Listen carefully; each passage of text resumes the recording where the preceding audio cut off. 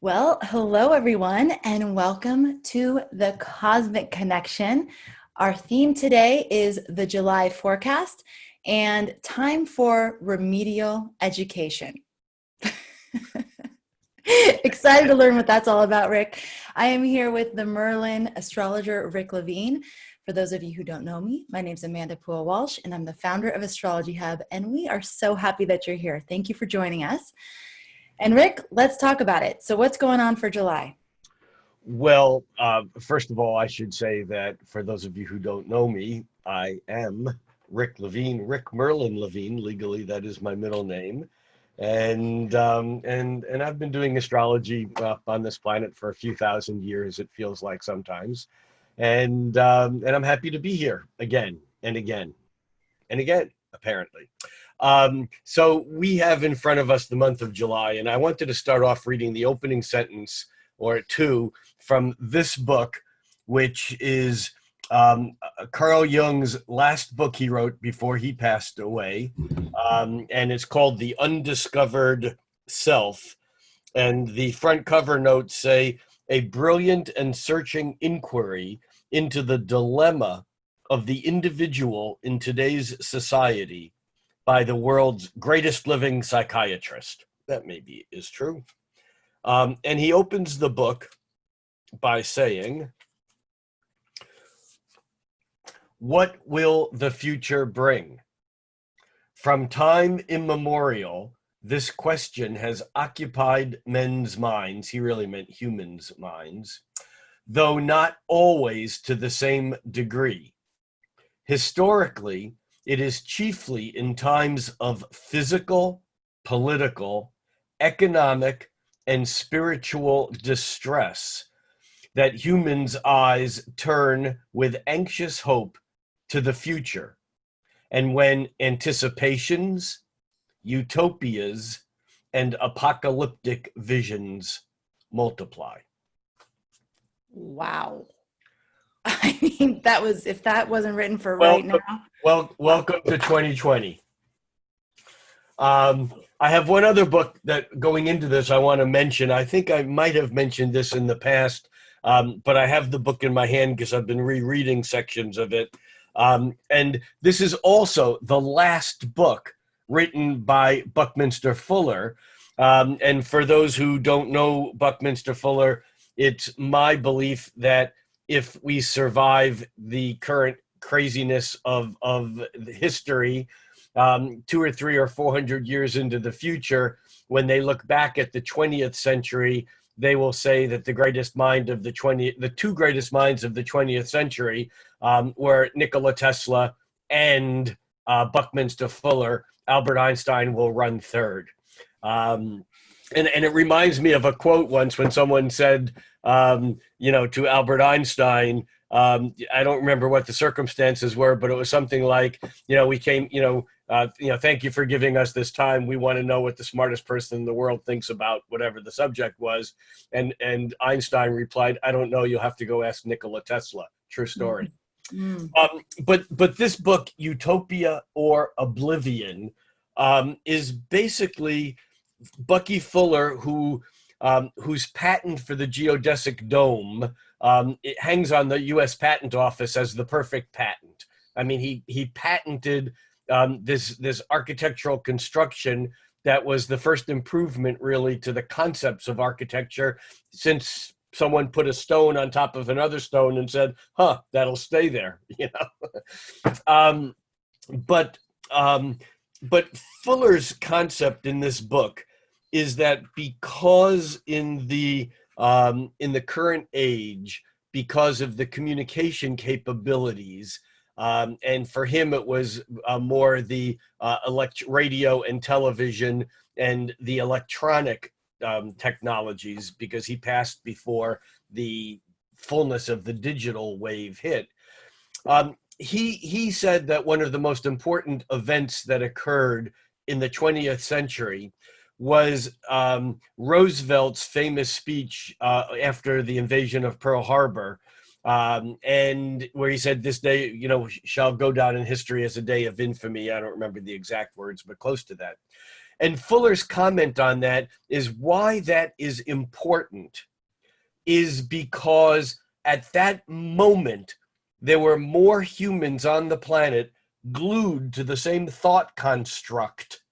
Because of radio, they were listening to him at that moment speak about something in that moment that kind of almost like lockstep and chained, everyone to that moment of consciousness. And of course, we moderners know that when you put a group together, that group thought actually has real impact, and there's experimental work been done on that and so on. Now, he then goes on to talk about other situations, but that in 1963, in November of 1963, when John F. Kennedy was assassinated, again, but this time with television, you had, if not everyone on the planet, at least everyone in the United States who was alive then. I was, and I remember basically for 3 days, no one moved away from the television. I mean, because something that was happening that had never happened.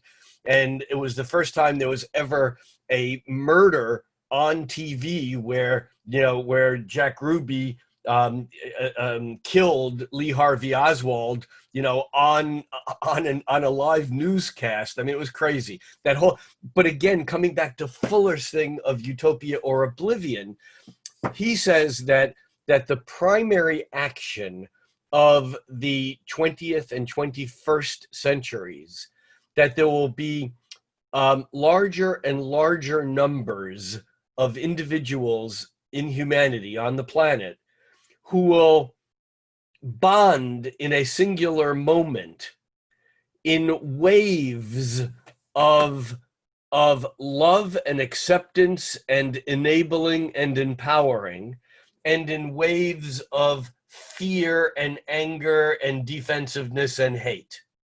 So you have, people, so these alternating waves will kind of continue to wash over humanity, except they're not waves by the seashore. They're digital or electronic. They're electromagnetic waves of thought.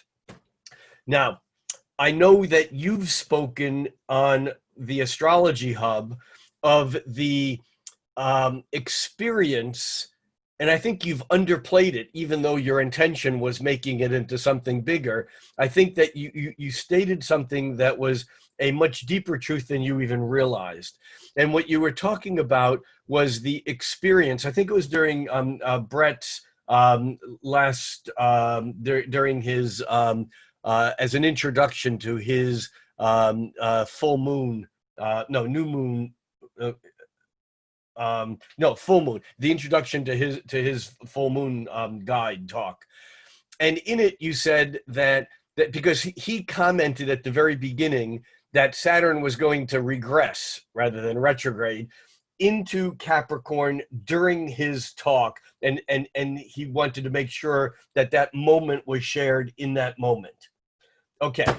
So, and you said one of the amazing things about the Astrology Hub experience that probably wasn't part of your thinking when all this began to unfold in your mind a few years ago was the extraordinary impact of what happened when people shared in real time, live, in the moment, the actual gears of the cosmic clocks locking into propitious places, and not just doing it standing alone in their room or just going on with their business or even in meditation, but instead in a group mind concept. Are you with me so far?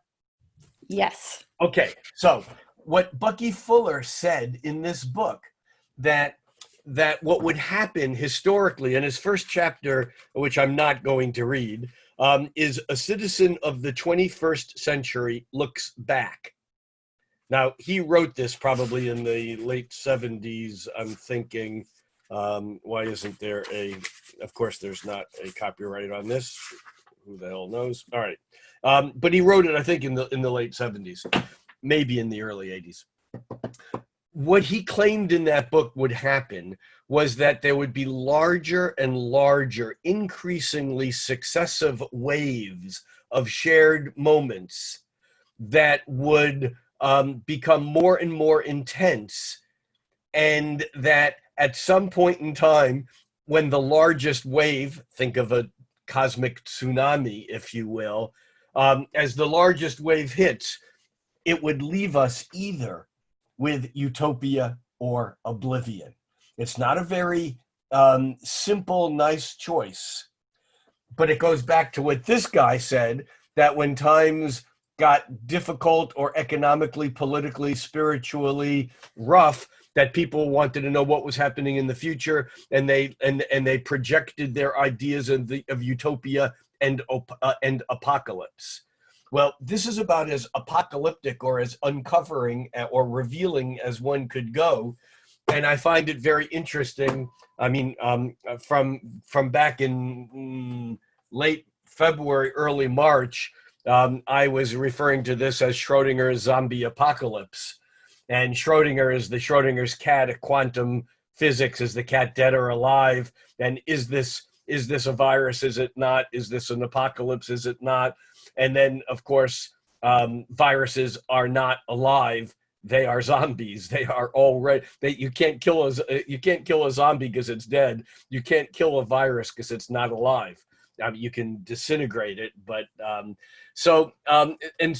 these two books have been stuck in my mind, and I've been rereading them because obviously stuff is going down that is incredibly significant and important. Astrologically, I mean, we will get to the astrology, but you have people talking about the astrology of all this day in and day out. And I'm trying to take a little bit of a removed view so that we can really understand that astrology isn't some idle intellectual mental pastime. It's not just something that we ply, in order to show how clever we are. We are living through it. And that's it with a capital I and a capital T, no reference meant to Stephen King. So this is in some ways definitely an event on the level of Bucky Fuller's Utopia or Oblivion. And when I read that book many, many years ago, I was struck by the Aquarian nature of the title, because Aquarius is a fixed sign.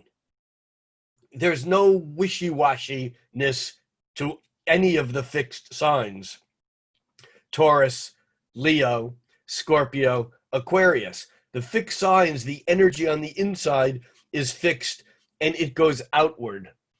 Whereas a cardinal sign, the season starting signs, Aries, Cancer, Libra, and Capricorn, those signs are looking for something out there to grab onto and to go with what's next, to initiate energy in different forms.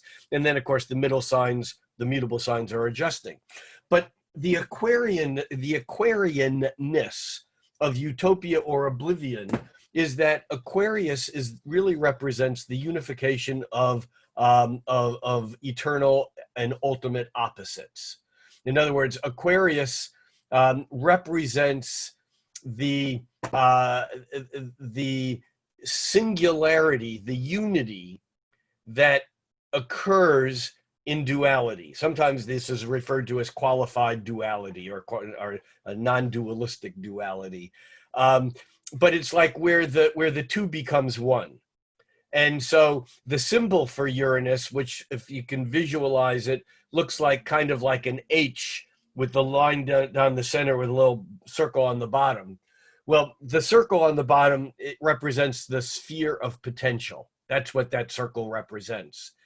And the H is actually made up of the cross in the middle, and that cross in the middle represents the material world. It's the same cross we see in the symbol of Saturn. It's the same cross we see in the symbol of Jupiter. In fact, it's the same cross we see in the symbol of most of the planets. It's the material universe. It's the cross of Christianity. In the sign Aquarius, though, there are these two pillars that are containing the cross. So we have the cross in the middle with the sphere on the bottom, and the two sides of what looks like the H represent the pillars of good and evil. Now, think about that for a second. This is the symbol of Uranus, which is now the modern ruler of the sign Aquarius. And Uranus's job, if Uranus had a job description, the only thing it would say on the page, everything else would come from this. Uranus's job is the instantaneous resolution of irresolvable opposites. Now, I know that sounds paradoxical, but that's Uranus and it's paradoxical. How can you resolve irresolvable opposites instantaneously? Well, go ask lightning, because that's what lightning always does. It resolves the irresolvable in that moment. Aquarius represents these opposite forces, electromagnetic ultimately, because ultimately everything in the universe is bipolar, because the universe is bipolar, meaning it's yin and yang, it's plus and minus. That's why we as humans see things as bipolar, because our nervous system either fires or it doesn't, and so we see good or evil, or yes or no, or male or female, or red state, blue state, or vaxxer, anti-vaxxer. I don't care what the divisions are, but that's the way we perceive things, is through that filter. Now with Aquarius, we lose the binary division, even though there's two sets of waves in the image of Aquarius. There's they run in parallel, that up-down image. They're actually in unison. They're lockstep, because Aquarius represents the unification of the greatest conceptual way of reframing something. So that instead of personalized energy, it's not a human. That's Leo. That's its opposite sign. Aquarius is humanity. In fact, I remember my late great friend and partner in astrology, Jeff Jower, used to say that Aquarians love humanity. It's the humans they hate. So this is the paradox of Aquarius. It's all or nothing. It's extreme, but it's extreme coming back to the unity. And now we come back to this book, Utopia or Oblivion. There's no middle ground in Aquarius. Aquarius is the way the opposites combine into one. And that's what we're on the tip of. When people talk about the age of Aquarius, that's what they're referring to. Unfortunately, there is no one that can tell me when the age of Aquarius has begun, is beginning, or will begin, because it's impossible to pinpoint the singular turning point in a cycle that lasts 26,000 years. And so there are astrologers who say that the age of Aquarius really began with the inklings of the American and French Revolution. These were Aquarian ideals of the freedom of humanity and in its place in society. And there are those who say that the age of Aquarius began with the Aquarian cluster in the early 60s. And it's those people now who are coming to maturity and power. And now there are people who are saying the age of Aquarius is going to begin now, because these planets in Capricorn are all moving, all meaning Saturn, Jupiter, and Pluto, into Aquarius. And then there are people who are saying, no, the logistics of the timing is such that the age of Aquarius won't begin for another 200 years. I don't care when it does. This is my lack of Virgo in my chart. I don't care when it does, but we are in the process of moving from the age of Pisces into the age of Aquarius. And it's very interesting that at this moment in time, in this month, in July, we have the most significant events of the year being set up in Capricorn. The Saturn-Pluto conjunction back in January, the Jupiter-Pluto conjunction in April, the Jupiter-Pluto conjunction again on the retrogrades just a few days ago, the end of June. And then we will have the Jupiter-Pluto conjunction again in November, but all leading up to the Saturn-Pluto conjunction in Aquarius. And so this is the flow of 2020. And this flow is at once I wanted to say rare, but I want to say there's another word. It's not rare. It's unique. This hasn't ever quite happened this way before. And as such, these are extraordinary times. And yeah, everyone's saying it, but people who are saying it still don't understand how extraordinary these times are. Now, into this extraordinary year, we come into July, which is the halfway point in the year. And the halfway point in any cycle is often the place where the pendulum changes. And because it goes back and forth. That's the the signs, Aries through Virgo are the first half, and then Libra through Pisces are the second. Whether you do the cycle like this or whether you do it all the way around, it's the same motion. It's still that 6 months one way, 6 months the other. This year, the halfway point in the year is extraordinary because it's at once a moment of stillness, because there's so many planets either retrograde or in the process of changing from retrograde to direct or direct to retrograde. We had Neptune just change a couple weeks ago. We had Mercury went retrograde about a week ago. Mercury turns direct in a couple of weeks, mid-month, or I think on the 12th. We had Venus, which had been retrograde, now going direct. And when planets change directions, they slow down both before and after the actual direction change, because they have to slow down in order to stop, to then change directions, and they start very slowly and then they build speed. And so we're in this kind of delicate, it's a Libran moment, and I don't want to confuse listeners because there's no planets in Libra, but it's a Libran moment because the scales are just kind of like this. And people keep saying, so what's going to happen? Which way is it going to go? Well, I know which way it's going to go. It's utopia or oblivion. And it ain't a done deal yet. And July, in many ways, gives us the space in which we can begin to choose sides. Now, I'm someone who is although I have my perspectives, and we've been through this before, most people know what my perspectives, or at least some of them are, but I'm also very open-minded. I'm always willing to entertain other points of view. And I still am.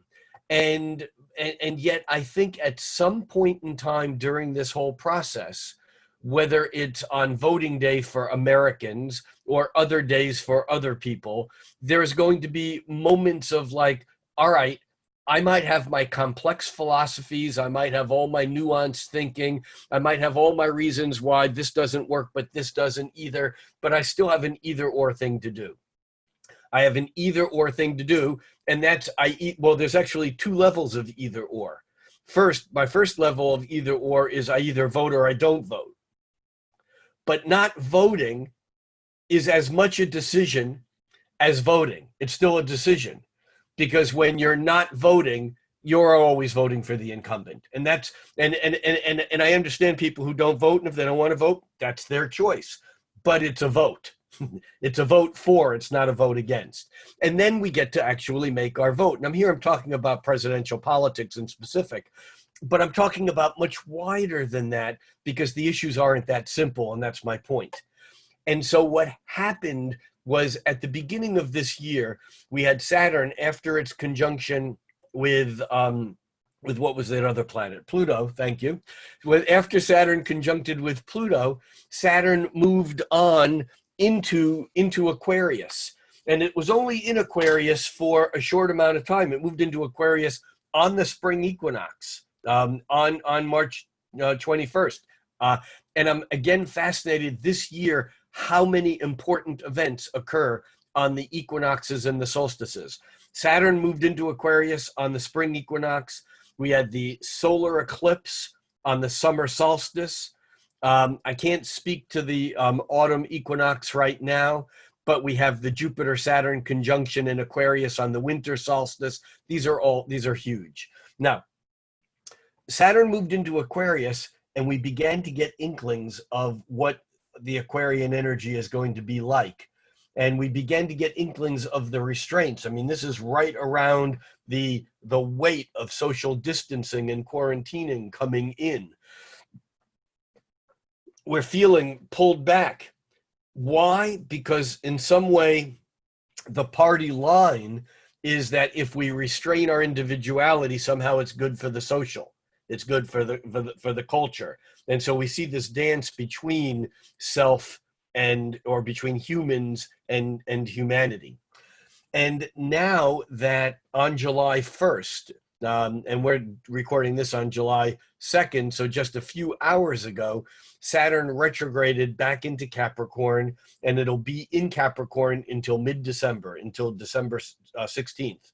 And so this is basically a 6-month period where we're back in Capricorn school. Saturn, the teacher, has basically said, all right, I've kind of tested the waters of Aquarius, but some of you just aren't getting it. Now, let me be clear. I have my perspectives and my point of views, but what is correct and what is good is determined by history, not by an individual. And even moral judgments of one age become very different in another age, as we're certainly seeing now in the United States, with the revisioning of the United States' history, which is part of this process, because into this whole complex mixture, we not only have an eclipse on the United States' birthday, solar return this year, but we're also in the range of having a Pluto return. So the United States is really getting, smacked about a bit, and this can all maybe go back to, in some ways, what was set up at the Great American Eclipse back a couple of years ago. But again, we're talking here about Saturn and now Jupiter, and for the long term, Pluto in Capricorn. And Capricorn is about structure. Capricorn is about hierarchy, because when you have structure, you need to know where pieces go, where places go in order to build, so that they build to something greater. Capricorn, in some ways, is the building blocks of culture itself, of the social reality. Often I don't want to say minimize it, but we often say Capricorn is roads and bridges and banks and government laws, and it's the rules that contain us. But what's interesting is that the planet Mars is considered to be exalted, meaning when it's not in its home sign of Aries, and we'll get to that in just a moment, when Mars is not in its home sign of Aries, its favorite place in the zodiac to be is in Capricorn. Why? Because in Aries, Mars can come up with every good idea in the universe, and Mars can start every fire that needs to be started to motivate every person who needs to be motivated. But Mars in Aries isn't really good at finishing things. So Mars is exalted in Capricorn because there it finishes what it starts. Now, this dance between Mars having just moved into Aries last week, and Mars, when it normally moves into a sign, normally stays there about 6 weeks, 7 weeks, except because of its retrograde motion, Mars is going to stay in Aries for the same amount of time, roughly, that Saturn will stay in Capricorn. And here we have not only the recipe for the rest of the year, but we have the flavor of what the remedial learning is about in the month of July.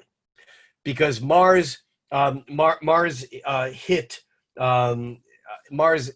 is a bad word. Mars entered,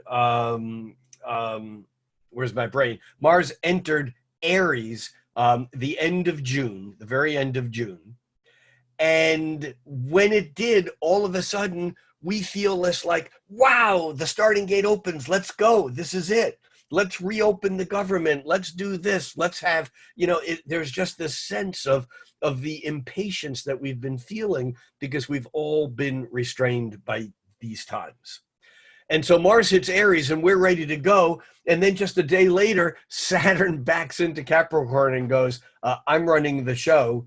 And if you with Mars in Aries, meaning everyone right now, if the planet with Mars in Aries wants to make it to the finish line, it needs to learn self-control, because the winner of this arm wrestling contest between utopia or oblivion is going to be determined by what's going on now, which I know is a whole lot of pressure. And when I say now, I mean 2020, but I also mean July. And in the spirit of Dzogchen Buddhism, which says enlightenment can only happen in this moment ever, in the spirit of Eckhart Tolle's The Power of Now, when I say now, I mean right this second. I mean what you're thinking in this moment, because every moment is anew. And we step into July with this sense of, it doesn't matter where we thought we were going. It doesn't matter what our goals were. It doesn't matter what our political interests are. It doesn't matter what our religious training is or was. All of these things, it doesn't matter what our personal history was. What matters is now that we take this pause and we revisit everything that we thought we knew to be real, because there's this dance going on between real and what we thought was real. There's a dance that's going on, in effect, between Neptune and Saturn. Historically, Saturn was reality and Neptune was deception. That's in the early books when Neptune was discovered. Neptune was considered to be a nasty planet because it was about deception and confusion and illusion. And yet, as Rob Hand noted, I think in essays on astrology way back when, he, and I'm paraphrasing him here, but the concept is his, and it was Saturn used to be reality and Neptune illusion, whereas now we know that Neptune is reality and Saturn is the illusion there was one. That's where we are. And in July, the other piece that we get is we get the sun trining Neptune, we get Jupiter in an extended sextile to Neptune, and maybe most importantly, we get Venus, which is now moving direct, squaring Neptune on July 27th. But remember, that Venus squared Neptune back in May. And then it turned retrograde and it squared Neptune again, the end of May, setting up, and I talked about that back in April, looking ahead at May, that this Venus square Neptune was going to be important all the way through August, because the third and final Venus square Neptune occurs on July 27th, and it still takes another few weeks for Venus to actually move out of Gemini and into Cancer. And so even though Neptune isn't in our sights right now, astrologically, for many of us, the fact is that it's stationary. Okay, it actually turned retrograde last week, but Neptune moves so slowly that in a week it hasn't even moved a degree. When planets go slower, they are heavier, they have more potency. That's why Pluto is potent, because it's the slowest moving planet. But that's why Mercury retrograde gains potency, because when it turns retrograde, it slows down. And so now with Neptune slowed down to turn retrograde, it's potent, and it's coming into a sextile this month, as Jupiter, having just lined up with Pluto, is backing into that sextile with Neptune. And so we have this dance between what's real and what's not real. And I don't think we're going to gain clarity. I don't think July is about I got it. Matter of fact, July is, I thought I had it. It's like, there's a cartoon that I wish I could bring up right in this moment. And it's a cartoon of a fish just kind of tooling along. And all of a sudden, a bubble comes out of the fish's head that looks like the blackboard on a calculus professor's wall, with all these crazy formulas and E equals MC squareds and weird symbols and exponents and radicals and whatever. And the fish is going, wow. And then in the next frame, it's blank again, and the fish is going, what was that?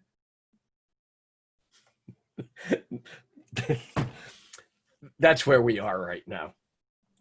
Anyhow, there's an introduction to July. I know we haven't talked any specific astrology, but that's why when Saturn moves from the futuristic fixed sign of I know it all, Aquarius, back into Capricorn, Saturn doesn't get back to conjuncting Pluto as it did in January, but it might as well be, because Jupiter is like the baton runner in a relay race, taking the baton from Jupiter and handing it to Saturn. That's what's going on right now, because Saturn and Pluto back in January, they already had their major meeting. And now they've separated, and it's almost like Saturn's coming back and saying, oh, I didn't quite get the deep meaning of what I'm supposed to do. And oh, I can't quite get back to the big guy. Or maybe it's the dark guy, the void, the Lord of the Hell realms, shadowy Pluto. And Saturn can't quite get back there, but Jupiter says, no problem. I've had 2 meetings with him already. I'm having a third, and then I'll meet with you and I'll pass the torch on. And so we have an opportunity here to spend the month of July in school, to learn the shit we didn't learn, to learn the stuff we knew that we didn't need to know, to learn the stuff we know was untrue. It may not be. And I don't care, again, where you're at. There are 2 sides to everything now. Actually, there's more than 2 sides to everything, which is what makes it complicated. Okay, so we're back in Capricorn school. Something you said earlier is that we're learning about self-control, but then you also said that we're kind of learning that we might need to unlearn some things, and that we won't actually have a lot of answers. We won't have clarity, but we might know that we don't know more than we knew before. Yeah, does that make sense? Yeah, that does make sense.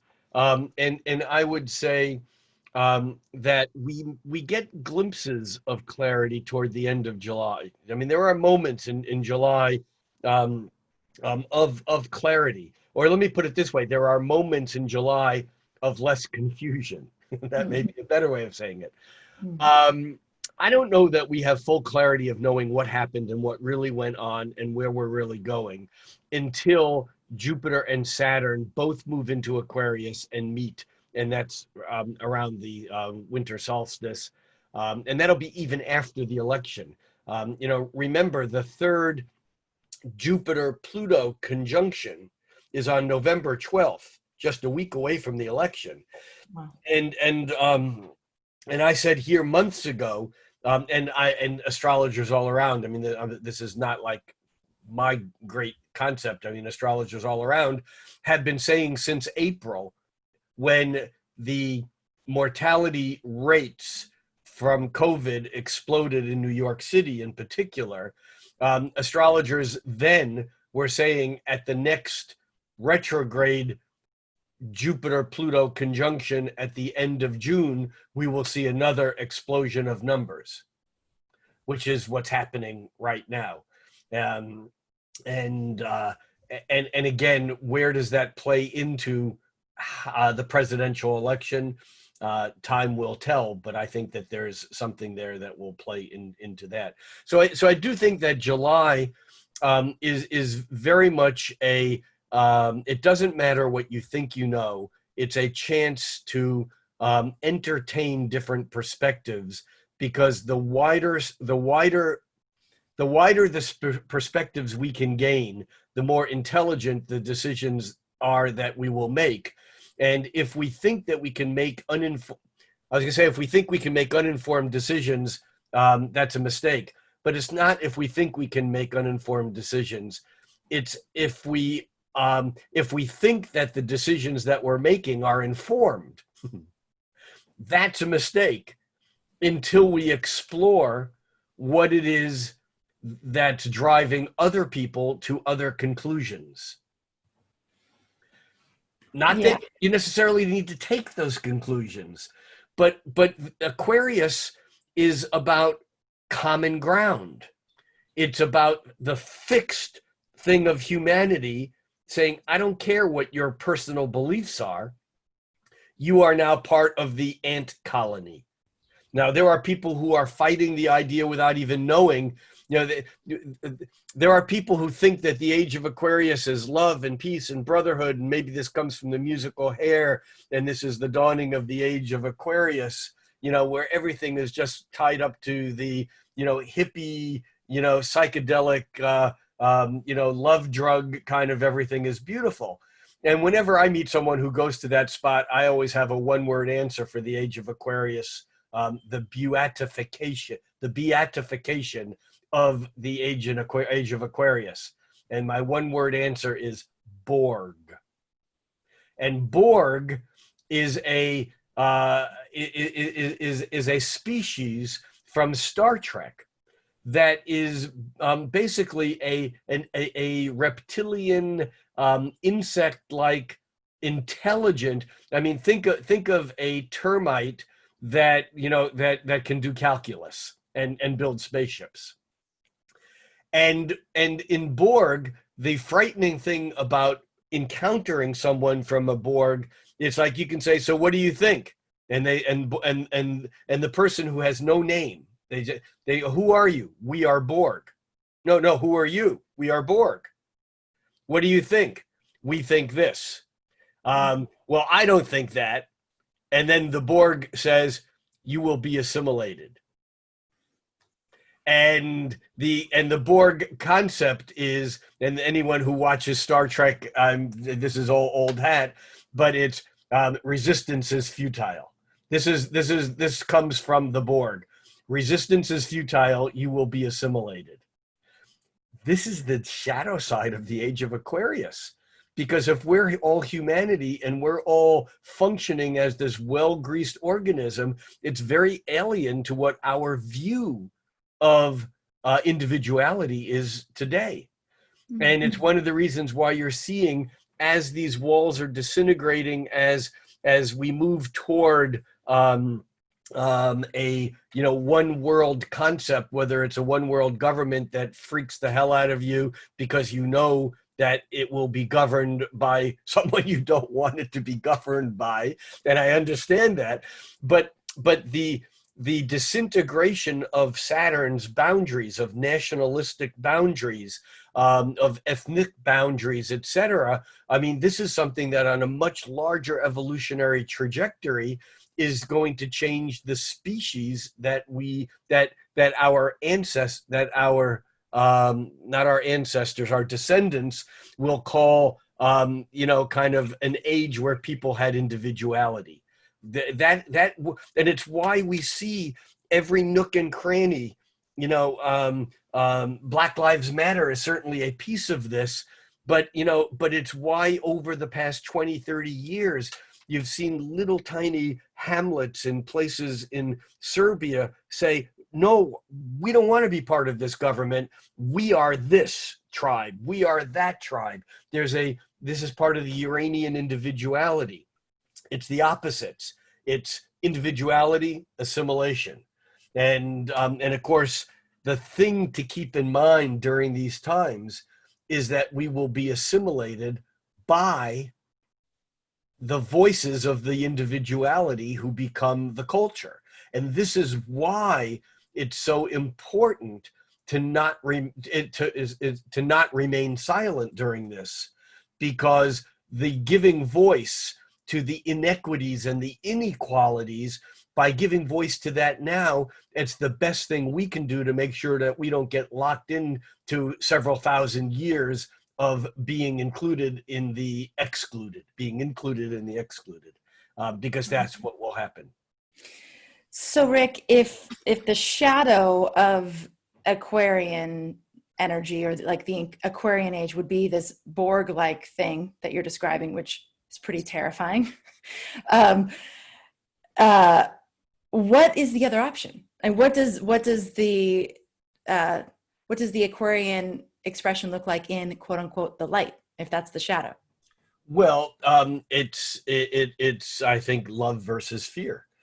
I think it is the inclusion of everyone in their differences, knowing that the differences is what creates the beauty of the whole, rather than the homogenization of the of the mixture, if you will.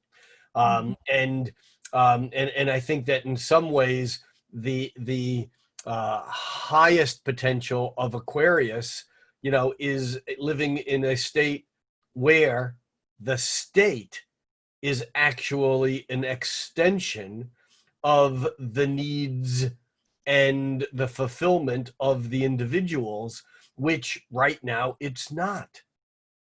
I just had recently a post that someone posted on my YouTube, on my July forecast on YouTube, um, which goes into some of these things a lot more technically and astrologically deeper that we're talking about. And you can find that by going to YouTube and just searching for Rick Levine Astrologer. But the thing is that someone just posted on my recent post on my recent YouTube. It was a version of an All Lives Matter post, and and it's kind of that when you're on top, when you're the defining characteristic in your own world, you want to be included. It's very narcissistic. We've had this conversation before, but I think that the highest version of Aquarius is realizing that by encouraging the diversity, it brings richness to the shake, to the mixture, to the blended drink, or to the structure itself, and that this whole idea of living in a nation state where most people, and again, I don't give a crap, who you voted for last time, and I don't give a crap as to what party you affiliate with. The fact of the matter is that if you have any intelligence at all, you realize that our government is not working in our interests. That's it. And that's what the age of Aquarius on its highest form would be. So back to this person who posted, what they posted was something like, well, Black Lives Matter is just run by a bunch of Marxists. Now, I didn't even have to say anything because someone on who followed me there posted this amazing response about, obviously you've never read Marx and you don't know what Marxism is, because we in the country of America, of the United States of America, have such a parochial, provincial view of certain things that we immediately judge that we know everything. And Marxist doctrines, which is different than communism, and I don't want to go down this too far, but the point is that it addresses a government, whether it is capitalistic or not. It addresses governments that are not serving the needs of the governed. And I don't care whether you're a Democrat or a Republican. The boys in Congress are not looking out for us, or I should say the boys and girls, but it's mostly boys, And that's what the ideal Aquarian revolution would be. The ideal Aquarian revolution would be the external is a projection, not of the fearful internal, because the other thing that Carl Jung wrote about in this book, The Undiscovered Self, the reason why, the back cover note, this is I was going to say this in my own words. It is truly, unfortunately, only too clear. This is Carl Jung writing this. It is, unfortunately, only too clear that if the individual is not truly regenerated in spirit, society cannot be either. For society is the sum total of the individuals in need of redemption, the undiscovered self. This is Mahayana Buddhism 101, which basically says no one can be enlightened until everyone's enlightened. No one can get off the wheel until everyone's off the wheel. And we can't have a government that represents us until the us is aware enough of their own individual shadows that they're not projecting it out onto the power structure that then holds us back. So we come back to July, we come back to the we come back to the third of and final of three eclipses. It took a bit for me to phrase that correctly. That occurs on July 4th or 5th, depending upon where you are. And that eclipse mostly being significant, not because of its wide square to Mars and Aries, although it is, not because of the eclipse's conjunction to retrograde Mercury, although it is, but because of the fact that the eclipsed moon is at 13 degrees of Capricorn, and over the days, 2 days after the eclipse, that moon in Capricorn is going to be the rapid transit bicycle delivery guy that's going to conjunct first Jupiter, then Pluto, and then Saturn all in one sweep. And there's a concept in horary astrology called translation of light, that you look for that faster moving planet, the moon, that often moves from one to another. And here, even though this is a chart, a mundane chart, we see that the moon is going to be conjuncting this stellium, which is an astrological word for 3 or more planets in the same sign. And so we have Jupiter at 23 degrees of Capricorn, Pluto at 24, and Saturn just back into like 29 degrees of Capricorn. But they're within, they're within 7 degrees apart. And for the first time since Saturn is back in Capricorn, which it's only been back there for a few days, the moon is going to go boom, boom, boom, boom. Well, actually, it's just going to go boom, boom, boom. There's 3. I did 4, because the moon is going to conjunct each of those points. And in fact, during the days and hours before and after the eclipse, the moon in Capricorn will square Mars in Aries. It will oppose Mercury in Cancer. It will square Chiron in Aries, then oppose the sun and be eclipsed by the shadow of the Earth, the sun in Cancer, and then hit Saturn, and then hit Jupiter, Pluto, and Saturn. So the moon basically is going to hit 1, 2, 3, 4, 5, 6, 7 planets by conjunction or square around this eclipse, and it is on the United States' birthday, and we all know the importance of solar returns. And it, in a way, sets up the month because we can't avoid the feeling that something's going on that's different. Mm. Okay, so two questions, at least for now. In terms of the theme, so in May, you said the theme was patience. In June, you said the theme was be here now and or like ride the razor's edge of the present moment. Okay, what would you say is the theme for July? Learn as much as it gets back to the remedial training is basically training for people who didn't get it. So if in 4th grade you're taking a remedial reading class, it means that in 2nd and 3rd grade you didn't quite keep up with the other people learning how to read. Mm-hmm.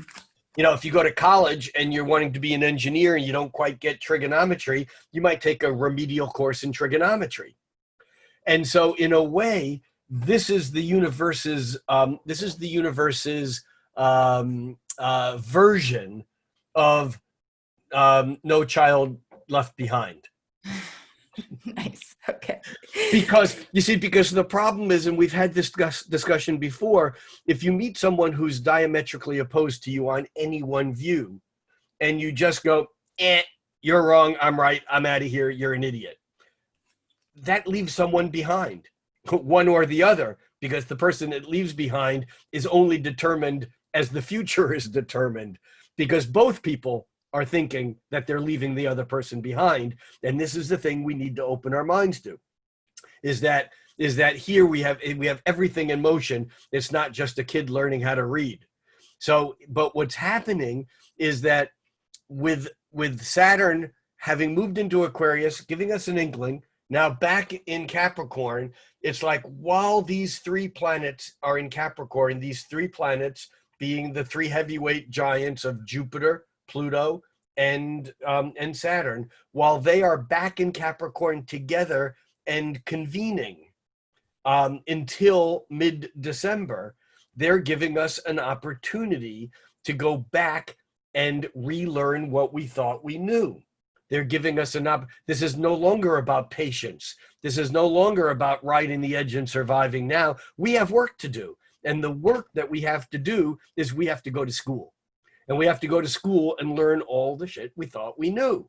Whether it's starting with, what the difference between Western colonialism is from the standpoint of American history versus what I meant European colonialism, but certainly American too, or what that colonialism is from the point of view of India or Africa, because they're very different perspectives. And we've lived in the United States under this monolithic perception that what we saw as our history of our privileged, white privileged history of the United States that was born out of European colonialism, what we have learned about that is not reality. It's one thread in a tapestry. And if we can't figure out how that fits into the tapestry, that thread's probably just going to be removed from the tapestry. And it's exactly the opposite of what people want. I mean, the true white supremacist will get the notion that the train is leaving the station and that they've been fighting against that train leaving that station for, maybe 100 years, actually probably going back to the Constitution, because as I may have said here before, it's a little known fact, but, all those people running around about the Second Amendment and the right to have arms so that they can prevent the government from coming in and taking over, or a foreign power from invading. No, the Second Amendment is basically because the Southern participants in the Continental Congress wouldn't sign the Constitution unless they were guaranteed that the federal government would not take away their arms, because it was the only way they could control the slaves. It's the origin of policing too, as we know. But this is part of the issue. Part of the issue is the history that we've been given is not real. It's real, but it's a thread from one point of view.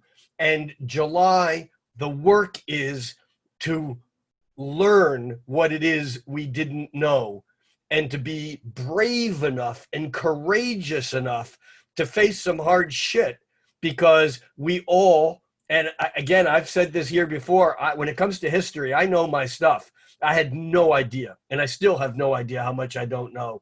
I am doing my best, to unlearn and relearn, because this is an exciting moment. And it does not require you to have a belief or, I don't want to say this. I want to say this differently.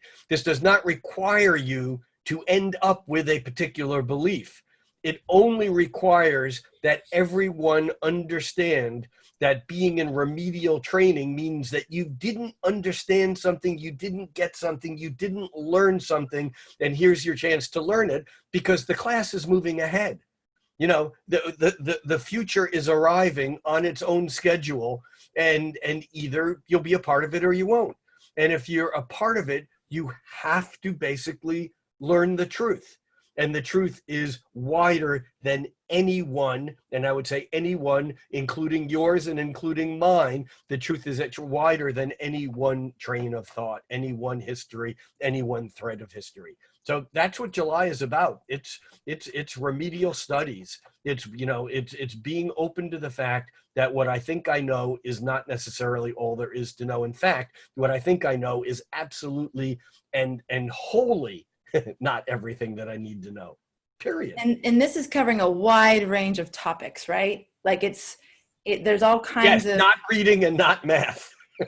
Right. But lots of different storylines or context of all the different kinds of things we're exploring right now. The same is true. Yes. Oh, yes. And that's what makes it complicated, because if you laid out 6 or 8 or 10 of those stories, you might find you're in full agreement with the general consensus on 4 of them and totally opposite on another 4 of them. Mm-hmm. But the next person would share 2 of yours and not. And so this whole ability we used to have of binary thinking is basically, it becomes lumped with all those nostalgic things that we wish we could go back and reclaim. We can't. We don't live there anymore. This is I don't remember who said it to Dorothy. Maybe Dorothy said it in The Wizard of Oz. I think she says to Toto, I don't think this is Kansas. I don't think we're in Kansas anymore.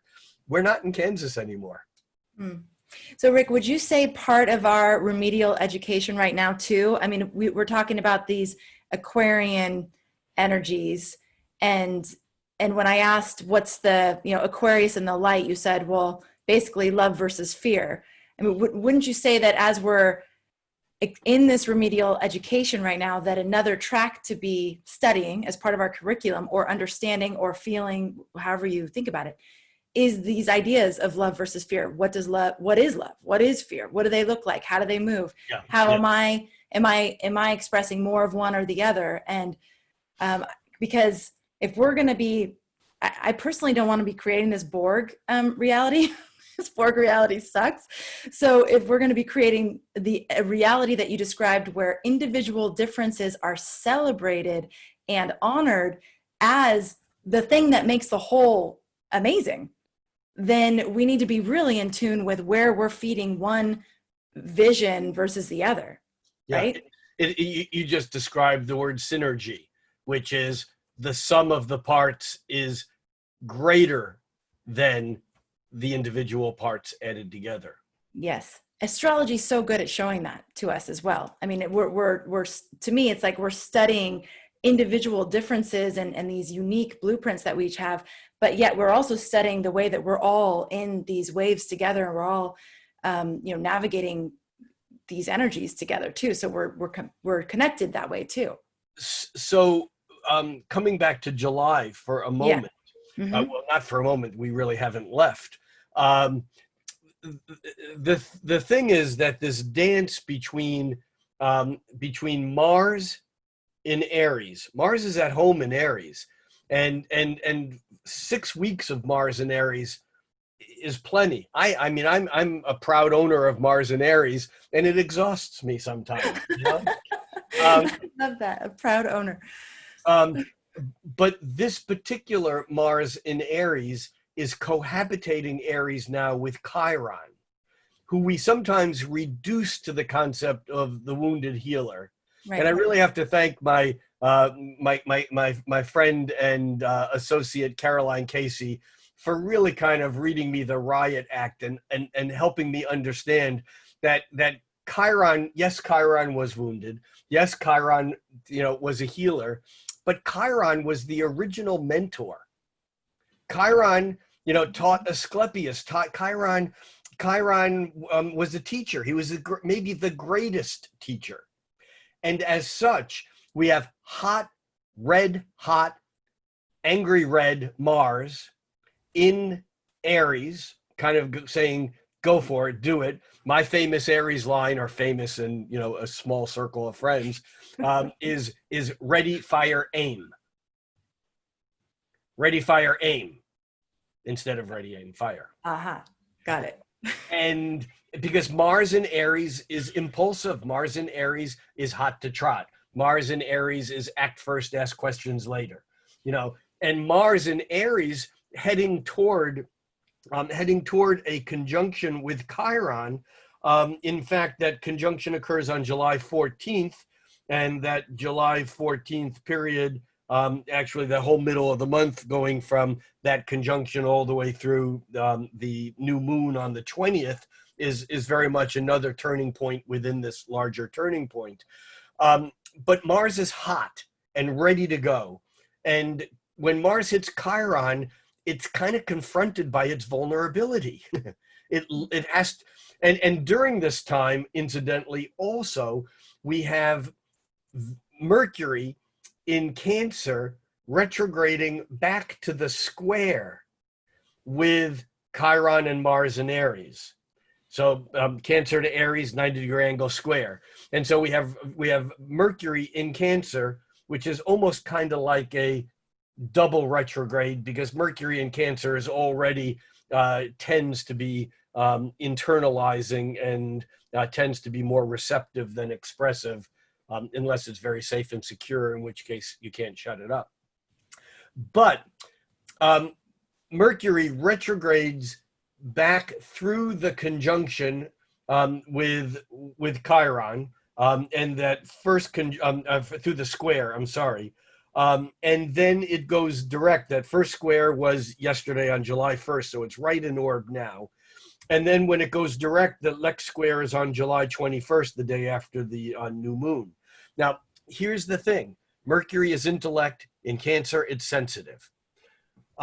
Chiron and Mars in Aries, the Mercury square to Chiron basically says my intellect bumps up against those things I don't want to know that are wounding to me. And so I look at July as we have to learn. We have to take the medicine without the sugar.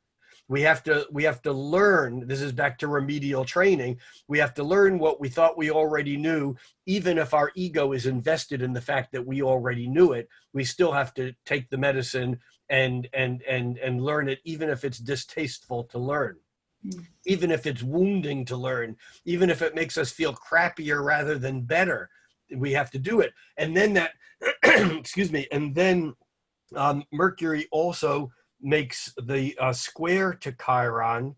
I'm sorry, Mars makes the square to Chiron. I'm sorry. No. Mercury makes the square to Chiron, and then Mars actually catches up to Chiron, and it makes a conjunction with Chiron, and that's on July 14th. Again, this is sandwiching the new moon. And so we have Mars very much in the play. Mars is trigger happy in Aries. Mars, it's like an eye for an eye, a tooth for a tooth. You hit me, I'll hit you harder. And that obviously right now is very dangerous. The good news is that we have that Mars, it doesn't reach any of these until later in the year, but by sign that Mars is being squared by the heavyweights. It's being squared by Saturn, Pluto, Jupiter, and during this eclipse on July 4th, 5th, by the moon also. Basically, reminding that Mars that it can't just go push a button or hit someone. Although I think that we will probably see some of that happen, which may then radicalize people even more. I mean, this is it's a dangerous point, but it's not all bad news. It's bad news if we're unwilling to learn. And yet there's so much right now that is forcing us to learn. I mean, all these states that have opened up, are now basically closing up pieces again because they have to, not because they want to, but because they see that that this virus is spreading like crazy. And again, I don't want to spend too much time emphasizing the medical side of the virus, because that opens up another whole black hole that actually has its own dichotomy attached to it. Is the virus natural? Is it man-made? Is vaccines the answer? Is it not? Is this about control and forcing everyone to be vaccinated? Is the medical, industrial, pharmaceutical complex really after our best interest? It's a big deal. I don't have quick and easy answers here, although I have a quick and easy comment to anyone who thinks they know what's going on in those realms. You don't. I don't care what it is, it's deeper, wider, thicker, and more complicated. But that's just another example here. And as I've said, going back to March, the real pandemic is not this COVID-19, although it's certainly a catalyst in all of this. The pandemic is the fear of extremism and being in the wrong, of losing control, of losing power. The pandemic is a pandemic of fear. Yeah. Okay, Rick. So one last question. Yes. If Saturn's going to be in Capricorn for 6 months, this remedial education isn't just for July. We're just kicking it off, right? Yeah, okay. But as we know, when we kick off things, it's really important when we kick it off and how we kick it off. Right. But you're right. It is an extended, it's an extended remedial education. But right. July is the absolute beginning of it. Well, and it sounds like July, we all, if we're going to do some homework, I'll just stay on the school track. It works. We should be creating our curriculum, and we should be really paying attention to what it is that we need to broaden our perspective on, open our mind to.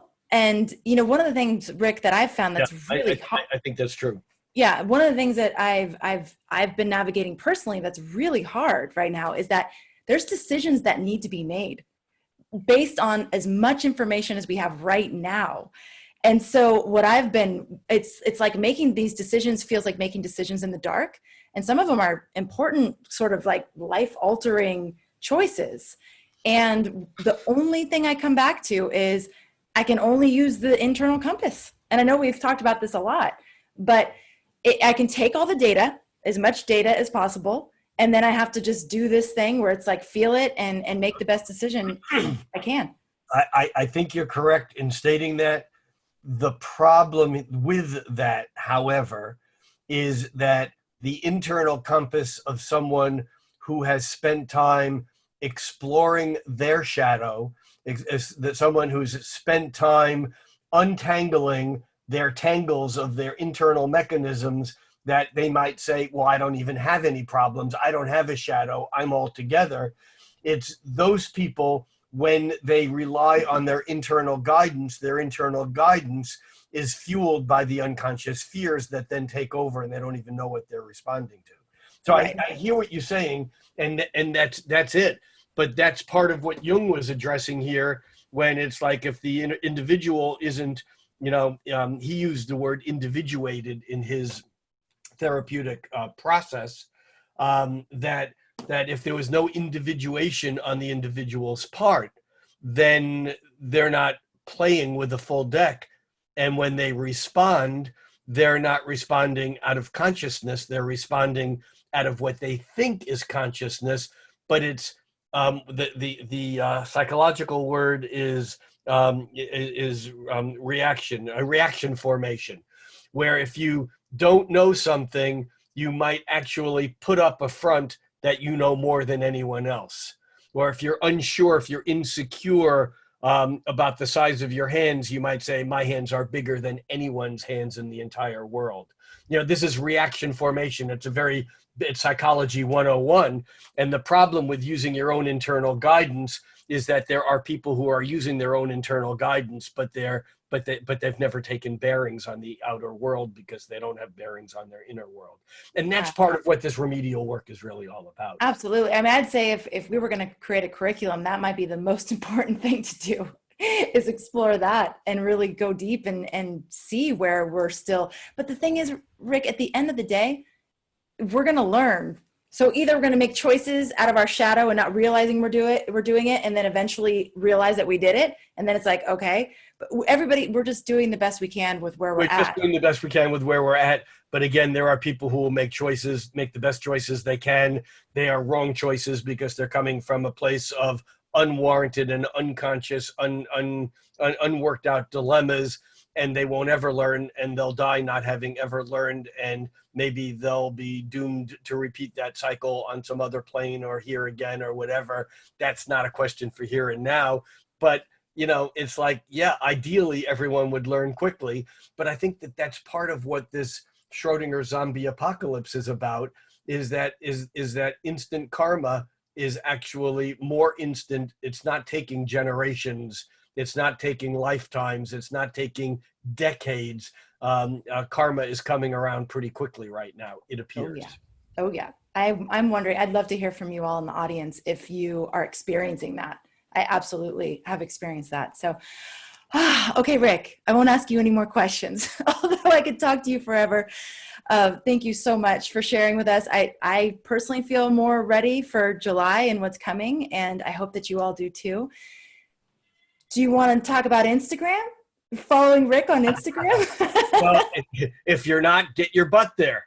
Get your butt there. Yeah, it's Instagram, and the account is it's Rick Levine Astrologer, one word, no hyphens, underscores, question marks, punctuation marks. It's Rick Levine Astrologer, and I post a daily blurb there, and also occasionally link to awesome things that Amanda does, in case you're and yes, speaking of which, I was just going to say the same thing. While you're subscribing to Rick's page, you may as well subscribe to Astrology Hub as well on Instagram. It's astrology.hub, because we take some of the brilliant things that Rick says and some of the other astrologers that we feature, and we repost them in like little bite-sized pieces so you can see quotes and inspiration from the different talks. And occasionally I'll read something that you post and go, wow, that's really good. Wait, that was me. I said that? No. It's like, no. I did. Yeah. So yeah, you're really good, Rick. You're really good, and we like to regurgitate what you say because it's so good. It needs to be like emphasized. I try not to listen to me when I'm talking. I had a friend once who said, it's like a fish when its mouth is open, it's not breathing, or there's some line there like if your mouth is open, you're not home. Which for me sometimes is good to not be home, and so it just comes through. Anyhow, thank you so much again. This is always a high point in my week, and I do appreciate that people seem to be enjoying it, and thank you all. And if you're watching it, share it with your friends, let them know about it. You don't have to be an astrologer to get this stuff. One of the things that I tell people who are not astrologers is that if you just let the astrology words that you don't understand wash over you, there's still very important meaning that you can get from most astrologers. And if you listen for a while to that kind of stuff, you'll be surprised that all of a sudden it's like, I know what that means. So, I can so testify to this. So astrology came into my life about like 5 years ago, you guys. I had my first, 7 years maybe. But I'm amazed. I mean, sometimes after we have our talks, Rick, I'm like, oh my God, I caught everything. That was amazing. But even a year ago or 2 years ago, a lot of it, like he said, would have been rolling over me. But it's the essence, and you're getting what you need to get when you need to get it. And the more you listen, you're going to be amazed. You'll look back and be like, oh my gosh, that I never used to understand what that meant. And I'm getting so many more layers, and I'm getting so much more richness. So it'll happen. Just hang in there. And thank you, Rick, for making it easier for us to do that. All right, everybody. Thank you. Thank you, my friend. All right. See you next week, everybody. Take care.